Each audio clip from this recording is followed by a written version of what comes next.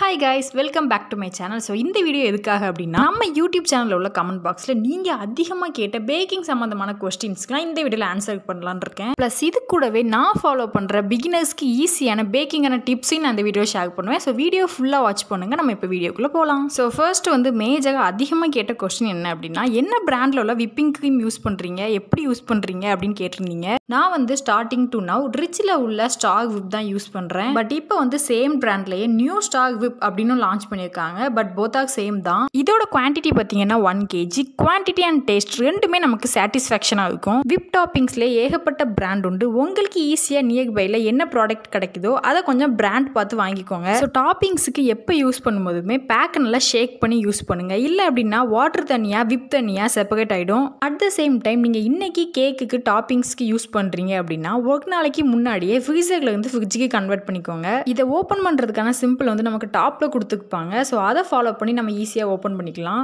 Then next நம்ம whip டாப்பிங்ஸை எப்படி beat பண்ணலாம், அதை எப்படி யூஸ் பண்ணலாம் அப்படின்னு பார்க்கலாம். பட் அதுக்கு முன்னாடி நான் ஆல்ரெடி இன்ஃபார்ம் பண்ணியிருந்த மாதிரி எந்த பிராண்ட் ப்ராடக்டாக இருந்தாலுமே நீங்கள் யூஸ் பண்ணுறதுக்கு 1 day முன்னாடியே அதை ஃப்ரீசர்லேருந்து ஃப்ரிட்ஜுக்கு கன்வெர்ட் பண்ணிக்கோங்க. அப்போ தான் இந்த மாதிரி ஒரு லிக்விட் கன்சிஸ்டன்சியில் கிடைக்கும். எதுக்காக இதை நம்ம எப்படி லிக்விட் ஆக விட்டு பீட் பண்ணணும் அப்படின்னா, இந்த டைமில் நம்ம பீட் பண்ணும்போது தான் இதோட வால்யூமும் அதிகமாகும். அட் த சேம் டைம் இது நல்லா ஸ்டிஃப் பீட்டாகவும் கிடைக்கும். ஸோ ஃபர்ஸ்ட் நம்ம எவ்வளோ குவான்டிட்டியில் நம்ம எடுத்துருக்கோம் அப்படின்றத பார்த்துப்பீங்க. ஸோ இதை நம்ம நல்லா பீட் பண்ணதுக்கு அப்புறமா இதோட வால்யூம் எந்த அளவுக்கு அதிகமாகுது அப்படின்னு பார்க்கலாம். இதில் உங்களுக்கு ஸ்வீட் பத்தலை அப்படின்னு ஃபீல் பண்ணீங்க அப்படின்னா நீங்கள் கொஞ்சமாக ஸ்வீட் சேர்த்துக்கோங்க. ரொம்ப திகட்டுற அளவுக்கு சேர்த்துட வேண்டாம். பிகாஸ் இந்த கேக்கில் திகட்டுற வேலையை பார்க்குறது இந்த விப் டாப்பிங்ஸ் தான். கொஞ்சம் செக் பண்ணி நீங்கள் ஆட் பண்ணிக்கோங்க. பீட்டரை ஃபர்ஸ்ட் ஸ்பீடில் வச்சு ஸ்லோவாக பீட் பண்ணுங்க. இதை நீங்கள் எப்போவுமே கூலிங்கான இடத்துல வச்சு யூஸ் பண்ணுங்க. இல்லை அப்படின்னா மெல்ட் ஆகிடும். தென் கமெண்ட்ஸில் பேக்கிங்கான திங்ஸ்லாம் எங்கே பர்ச்சேஸ் பண்ணுறீங்க அப்படின்னு கேட்டிருந்தீங்க. ஸோ நான் பேக்கிங் திங்ஸ் எல்லாமே என்னோட நியர்பையில் உள்ள ஷாப்பில் தான் பர்ச்சேஸ் பண்ணுவேன். ஸோ நெக்ஸ்ட் என்ன ஷாப் நேம் லொக்கேஷன் எல்லாம் கேட்டிருந்தீங்க. என்னோட லொக்கேஷன்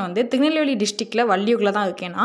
ஸோ அதே பிளேஸில் ஐஸ்வர்யா எசன்ஸ் அப்படின்ற ஒரு ஷாப்பில் தான் நான் பர்ச்சேஸ் பண்ணுவேன். தென் அது போக cake decorating items, faux balls, டாப்பர்ஸ்லாம் நான் ஆன்லைனில் தான் பர்ச்சேஸ் பண்ணுவேன். அந்த வெப்சைட் பிளாட்ஃபார்மையும் கேட்டிங்க அப்படின்னா சத்தியமாக நான் ஸ்பெசிஃபிக்காக இதில் தான் அப்படின்னு வாங்க மாட்டேன். ஸோ எதில் எனக்கு பிடிச்சதுக்கு அஃபோர்டபுள் ரேட்டில் இருக்கோ நான் அங்கே வாங்கிப்பேன்.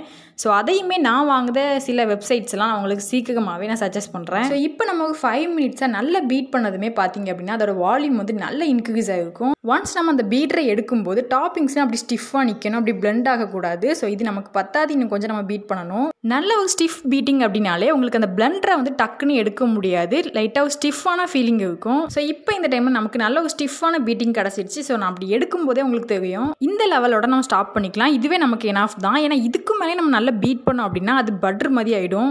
ஸோ இதோட நம்ம ஸ்டாப் பண்ணிக்கலாம். இப்போ ஒரு சின்ன செக்கிங், அந்த பவுலை நம்ம அப்படியே கவுத்தணும் அப்படின்னாலுமே நமக்கு நல்ல ஸ்டிஃபான பீட்டாக இருந்துச்சு அப்படின்னா அது கீழே விழாது. அதோட நீங்கள் கொஞ்சம் கொஞ்சமாக பீட் பண்ணிவிட்டு இப்படி கவுத்தி பார்த்துடாதீங்க, மொத்தமாக வேஸ்ட் ஆகிடும். இதை நீங்கள் உடனே யூஸ் பண்ணல அப்படின்னா நீங்கள் அதை நல்லா க்ளோஸ் பண்ணி ஃப்ரிட்ஜில் வச்சு ஸ்டோர் பண்ணிக்கோங்க. இல்லை அப்படின்னு நீங்கள் வெளியவே வச்சுருந்தீங்க அப்படின்னா காற்றுலாம் போய் ஏர் பபிள்ஸ் ஃபார்ம் ஆகிடும். ஸோ இப்போ நான் இதை யூஸ் பண்ணி கேக் பண்ண ஸ்டார்ட் பண்ணுறேன். வெனிலா ஸ்பாஞ்ச் கேக்கோட ரெசிபி, ஸ்பாஞ்ச் எப்படி ஸ்டோர் பண்ணலாம் அப்படின்லாம் கேட்டிருந்தீங்க. நீங்கள் கேக் ஜெல் யூஸ் பண்ணி ஸ்பாஞ்ச் ரெடி பண்ணுறீங்க அப்படின்னா அது 1 week வரைக்குமே நம்ம ஸ்டோர் பண்ணி யூஸ் பண்ணலாம். அப்படி இல்லாமல் நீங்கள் பேசிக் ஸ்பாஞ்ச் கேக்லேயே மில்க்லாம் யூஸ் பண்ணியிருந்தீங்க அப்படின்னா 2-3 நாளே நம்ம யூஸ் பண்ணிடணும். ஸோ நீங்கள் ஸ்டோர் பண்ணுறச்ச நல்ல ஃபாயில் பேப்பர் வச்சு ட்ராப் பண்ணி ஸ்டோர் பண்ணுங்கள், உள்ளே எதுவும் போகாத அளவுக்கு. நெக்ஸ்ட் நீங்கள் பைப்பிங் பேக் யூஸ் பண்ணி ஐசிங் பண்ணுறீங்க அப்படின்னா எம்டி பைப்பிங் பேக்கில் நீங்கள் நாசில் ஃபிக்ஸ் பண்ணிக்கோங்க. இன்னொரு பைப்பிங் பேக்கில் நீங்கள் க்ரீம் ஃபில் பண்ணி ஐசிங் பண்ணுறச்சு. நெக்ஸ்ட் நீங்கள் க்ரீம் சேஞ்ச் பண்ணணும் அப்படின்னாலுமே நீங்கள் குயிக்காக சேஞ்ச் பண்ணிக்கலாம். அதோட பைப்பிங் பேக்ஸ் அதிகமாக வேஸ்ட் ஆகாது. ஐசிங் பண்ணுறப்போ நமக்கு 2 திங்ஸ் ரொம்ப முக்கியம். ஒன்று இந்த மாதிரி ஷேப்பிங் ஸ்க்ராப்பர். ஸோ இதில் நமக்கு ஷேப் முக்கியம் இல்லை, அந்த பிளெயினான பார்ட்டு தான் நமக்கு இம்பார்ட்டன்ட். ஸோ இது நம்ம கேக்கை ஈஸியாக ஐசிங் பண்ணுறதுக்கும் ஷார்ப்பான எட்ஜஸ் கிரியேட் பண்ணுறதுக்கும் நமக்கு யூஸ் ஆகும். நெக்ஸ்ட் நமக்கு இந்த லைட்டாக பெண்டிங்கான பேலட் நைஃப். இதை நம்ம கேக்கோட சைஸ் பேஸ் பண்ணி நம்ம சூஸ் பண்ணிக்கலாம். இந்த 2 ப்ராடக்டோட ஹெல்ப்பால் தான் நம்ம கேக்கை ஐசிங் பண்ண போகிறோம். நெக்ஸ்ட்டு செகண்டாக என்கிட்ட அதிகமாக கேட்ட கொஸ்டின் என்ன அப்படின்னா, பேக்கிங் எங்கே கற்றுக்கிட்டீங்க, எப்படி லேர்ன் பண்ணீங்க அப்படின்னு கேட்டிருந்தீங்க. ஃபர்ஸ்ட் ஆஃப் ஆல் பேக்கிங் அப்படின்றது என்னுடைய ஓன் இன்ட்ரெஸ்ட். எங்கே கற்றுக்கிட்டீங்க அப்படின்னா என்னுடைய ஃபோனில் தான். எஸ், நீங்கள் இதிலேயே கண்டுபிடிச்சிருப்பீங்க. நான் பேக்கிங்க்குன்னு எங்கேயுமே கிளாஸஸ் போல் யூடியூப் பார்த்து வெப்சைட்ஸ் பார்த்து நான் கற்றுக்கிட்டது தான். பட் அது கூடவே எனக்கு முன்னாடி ஒரு பர்சன், அதாவது எனக்கு க்ளோஸான ஒரு பர்சன், அவங்கள ஃபேமிலின்னு சொல்லலாம், ஃப்ரெண்டுன்னு சொல்லலாம், அவங்க பேக்கிங் கற்றுக்கிட்டு பேக்கிங் பண்ணிட்டு இருந்தாங்க. பட் இப்போ அவங்க ஸ்டாப் பண்ணிட்டாங்க, பேக்கிங்லாம் பண்ணுறதில்ல. ஸோ அவங்கள்ட்ட நான் சில டிப்ஸ்லாம் கேட்டுப்பேன், அவங்களும் எனக்கு ஷேர் பண்ணுவாங்க, நான் உங்களுக்கு ஷேர் பண்ணுற மாதிரி. ஒரு விஷயம் நம்ம பண்ணுறோம் அப்படின்னா அதை நம்ம லவ் பண்ணி அதை ஃபீல் பண்ணி பண்ணோம் அப்படின்னா கண்டிப்பாக அது சக்ஸஸ் ஆகும். அந்த மாதிரி தான் எனக்கு இந்த பேக்கிங் விஷயம். பேக்கிங் கிளாஸஸ் போய் கற்றுக்கிட்டாலுமே எடுத்தது நமக்கு அது பெர்ஃபெக்டாக செட் ஆகாது. அதுக்கு வந்து ப்ராக்டிஸ் தான் ரொம்ப முக்கியம். நம்ம எந்த அளவுக்கு ப்ராக்டிஸ் பண்ணுறோமோ அந்த அளவுக்கு நமக்கு அது சக்ஸஸ் ஆகிட்டே இருக்கும். ஸோ உங்களுக்கும் பேக்கிங்கில் இன்ட்ரெஸ்ட் இருந்துச்சு அப்படின்னா நீங்களும் அதிகமாக ப்ராக்டிஸ் பண்ணுங்கள், அதிகமாக லேர்ன் பண்ணுங்கள். லேர்ன் பண்ணுறது அப்படின்றது வந்து கிளாஸஸ் போய் தான் லேர்ன் பண்ணணும் அப்படின்ட்டு இல்லை, யூடியூப் பார்த்தே நம்ம நல்லா லேர்ன் பண்ணலாம். நெக்ஸ்ட் வந்து எங்கிட்ட கேக் ஆர்டர் எப்படி ப்ளேஸ் பண்ணுறது அப்படின்னு கேட்டிருந்தீங்க. மேக்ஸிமம் நான் அப்லோட் பண்ணுற வீடியோஸ் எல்லாத்துலேயுமே டாப்பில் வந்து லொக்கேஷன், காண்டாக்ட் நம்பர் எல்லாமே நான் அட்டாச் பண்ணி வைப்பேன். ஸோ அதை பார்த்தே நீங்கள் அதில் உள்ள வாட்ஸ்அப் நம்பர் காண்டாக்ட் பண்ணி நீங்கள் கேக் ஆர்டர் ப்ளேஸ் பண்ணலாம். தென் நம்ம வந்து கேக் ஐசிங் பண்ணுறதுக்கு வந்து பைப்பிங் பேக் ஹெல்ப்பால் நம்ம ஐசிங் பண்ணோம் அப்படின்னா வேலை வந்து குயிக்காக முடிஞ்சிடும். இன்னொன்று வந்து க்ரீம் வந்து அதிகமாக வேஸ்டேஜ் ஆகாது. ஸோ என்னுடைய ஓடிஜி ஓவன் பற்றின டீட்டெயில்ஸ்லாம் கேட்டிருந்தீங்க. நான் ஓவன் யூஸ் பண்ணல, ஓடிஜி மட்டும்தான் யூஸ் பண்ணுறேன். பட் அதுக்குமே நான் ஆல்ரெடி ஒரு வீடியோ அப்லோட் பண்ணிட்டேன். ஸோ அதையுமே நான் இதில் அட்டாச் பண்ணுறேன், நீங்கள் வாட்ச் பண்ணுங்கள். ஸோ ஃபர்ஸ்ட்டு வந்து ஐசிங் பண்ணுறதுக்கு வந்து நம்ம பேலட் நைஃப் வச்சு ஈவனாக அந்த ஸ்பேசஸ் எல்லாம் ஃபில் பண்ணிவிட்டு ஸ்க்ராப்பை வச்சு நம்ம ஷார்ப் எட்ஜஸ் கொண்டு வரலாம். ஸோ இது என்ன கேக் அப்படின்னு நான் ஸ்டார்டிங்லேருந்து இப்போ வரைக்கும் சொல்லவே இல்லை. பட் நீங்கள் கண்டுபிடிச்சிருப்பீங்க இது ரஸ்மலாய் கேக் அப்படின்னு.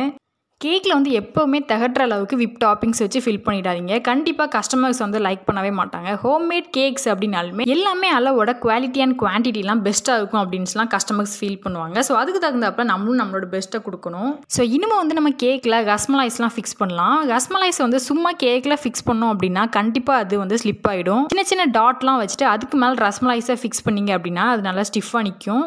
ஸோ இந்த கேக் வந்து ஒரு கஸ்டமைஸ்டு கேக் தான். கஸ்டமர் வந்து ஆல்ரெடி ரெஃபரன்ஸ் பிக்சர் சென்ட் பண்ணி இதே மாதிரி செஞ்சு கேட்டிருந்தாங்க. ரஸ்மலாய்ஸ் எல்லாமே ஹோம்மேடாக நம்மளே ப்ரிப்பேர் பண்ணது தான். ரஸ்மலாய்ஸ் வந்து நல்லா சோக் ஆகிறதுக்கு 1 day நைட் வந்து கண்டிப்பாக கொடுக்கணும். பட் இது வந்து ஒரு சடன் ஆர்டர் தான். இருந்தாலுமே நான் இதோட சோக்கிங்க்கு வந்து நல்லா முடிஞ்ச அளவுக்கு நான் நல்லாவே டைம் கொடுத்தேன். சோக்கிங் எந்த அளவுக்கு கொடுக்கமோ அந்தளவுக்கு தான் ரஸ்மலாய்ஸ் வந்து டேஸ்ட்டாக இருக்கும். ஸோ ஃபைனலி கஸ்டமர் சொன்ன வேர்டிங்ஸையும் ரைட் பண்ணிவிட்டு அவங்க கொடுத்த டிசைன்லேயே கேக்கை பக்காவாக ரெடி பண்ணிட்டோம். கேக்கோட ஃபைனல் லுக் பிடிச்சிருந்துச்சு அப்படின்னா வீடியோவை லைக் பண்ணிக்கோங்க. இதே மாதிரி உங்களுக்கு பேக்கிங் பற்றின டீட்டெயில்ஸ் வந்து உங்களுக்கு அதிகமாக வேணும் அப்படின்னா நம்ம சேனலை சப்ஸ்கிரைப் பண்ணி ஃபாலோ பண்ணுங்கள். நெக்ஸ்ட் ஒரு இன்ட்ரெஸ்டிங்கான வீடியோவில் மீட் பண்ணலாம். டடா, பை பாய்.